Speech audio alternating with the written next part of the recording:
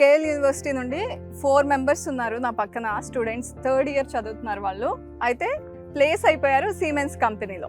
అసలు వాళ్ళ ఎక్స్పీరియన్స్ ఏంటి, ప్లేస్ అయ్యే ముందు ఎలాంటి ట్రైనింగ్ తీసుకున్నారు, ఏమేమి హెల్ప్ అయ్యాయి ఇక్కడ క్యాంపస్లో అనేది అడుగుదాం. సిమెన్స్లో ప్లేస్ అయ్యారు, హ్యాపీగా ఉన్నారా? చాలా అంటే చాలా హ్యాపీగా ఉన్నాను. నేను నా కాలేజ్కి చాలా థ్యాంక్స్ చెప్పుకోవాలి. నా ఈ కంపెనీకి రిక్రూట్ అయ్యే జర్నీలో నా కాలేజ్ నాకు చాలా హెల్ప్ చేసింది. యాక్చువల్గా నేను ఈసీ కాబట్టి క్వాలిటీ అష్యూరెన్స్ రోల్ ఇచ్చారు. సో అక్కడ ఆటోమేటిక్గా అక్కడికి వెళ్ళేటప్పుడు అందరూ టెన్స్డ్గా ఫీల్ అవుతారు. కానీ ఆల్ థ్యాంక్స్ టు ఫ్యాకల్టీ చాలా సపోర్ట్ చేశారు. అంటే ముందుగా గైడెన్స్ ఇచ్చారు ఏం ప్రిపేర్ అవ్వాలి అంతా. సో అలాగే మేము అక్కడికి వెళ్ళగానే రౌండ్స్ ఉన్నాయి, దాంతో కంప్లీట్ చేసాం. సో ఇక్కడ ఇచ్చే ట్రైనింగ్ ప్రోగ్రామ్ కానీ ఇక్కడ ట్రైనింగ్ వల్లే మాకు అక్కడ ప్లేస్ అవ్వడానికి మెయిన్ రీజన్. సో మీ ప్యాకేజ్ అడగొచ్చా? Yes ma'am, like 20 LPA post confirmation. Okay, as a fresher అంటే ఇలాంటి ఒక మంచి ప్యాకేజ్తో ఇంత తొందరగా 3rd ఇయర్లోనే జాబ్ క్రాక్ చేశారు. సో ఫీలింగ్ ఏంటి?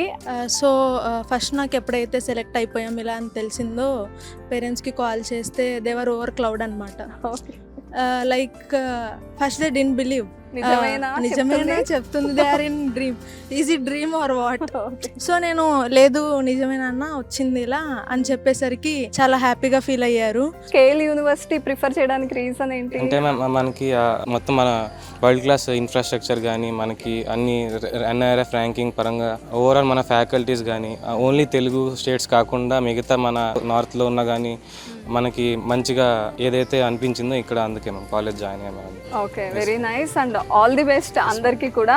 Thank you. సో ఓవరాల్గా ఈ స్టూడెంట్స్ నుండి నాకు అర్థమైంది ఏంటంటే ఇక్కడ ఇంపార్టెన్స్ ఓన్లీ ఎడ్యుకేషన్కి అండ్ ఇక్కడ ఫెసిలిటీస్కి కాదు, అండ్ ప్లేస్మెంట్స్ విషయంలో చాలా చాలా కేర్ తీసుకుంటున్నారు. ముఖ్యంగా CRT ప్రోగ్రామ్ గురించి ఏ స్టూడెంట్ని కదిలించినా కూడా ఎక్కువగా దాని గురించే చెప్తున్నారు. ఆ CRT ప్రోగ్రామ్ వల్లే మాలో కాన్ఫిడెన్స్ బిల్డ్ అయింది, అంటే 0 నుండి మేము ఎక్కడి వరకు వెళ్ళాం అనేది ఎక్కువగా చెప్తున్నారు.